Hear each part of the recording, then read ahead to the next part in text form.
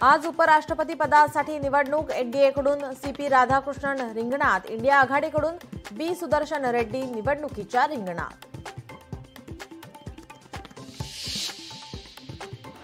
OBC समाजाच्या मागण्यांसंदर्भात आज मुंबईत बैठक. मंत्री अतुल सावेंच्या अध्यक्षतेत होणार बैठक. तायवाडे आणि इतर ओबीसी नेत्यांच्या उपस्थितीत पार पडणार बैठक.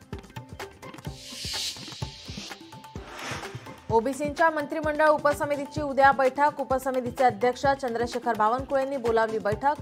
बैठकीमध्ये एकूण 8 मंत्री उपस्थित राहणार.